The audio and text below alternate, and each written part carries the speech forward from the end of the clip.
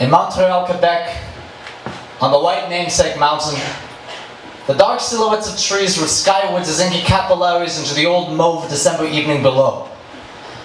A tinkering gust trembles like a sugar spoon.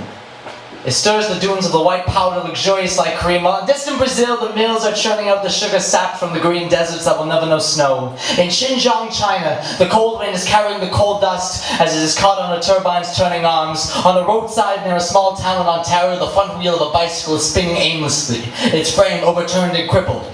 Its owner lies motionless in a reed-filled ditch only moments before having been hit by a car turning left far too quickly. But that cyclist would go on to write this poem. At a George Brown College dance studio, the best friend I never speak to anymore is practicing her perfect pirouettes, perpetually turning her back on the world again and again for daring it, forever trying to catch her flat-footed. In Victoria, British Columbia, this poet turns his head in shame as he murmurs his verse, celebrating human dignity as he passes strands of the knotted homeless. The cardboard shields are buckling in the rain.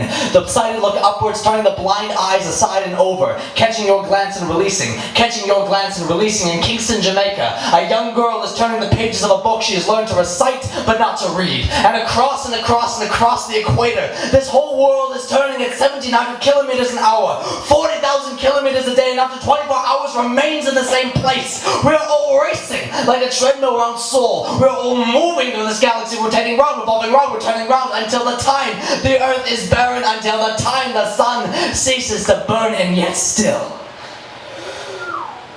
will the cosmos yet turn. And even now, a spoken word hangs heavy as verbal vapor, as each turn of phrase heard delivers words into new life again all over this world. From poets just like me, and bars just like this, for people just like you. You who are turning in and out, and on and off, and around and about, turning the other cheek or turning in desperation, but never back. Because our tracks are set in the trajectories of cyclical progress. We may twist like fingers into fists, but we are always clockwise bound to turn and face it. That thing that twirls like typhoons and whirls like dervishes, oscillating slowly, ossifying into conch shells.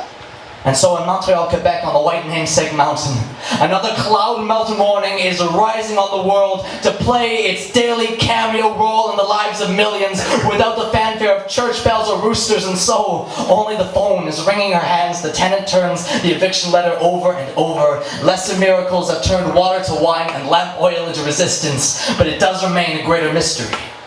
Whatever it is that makes the world go round.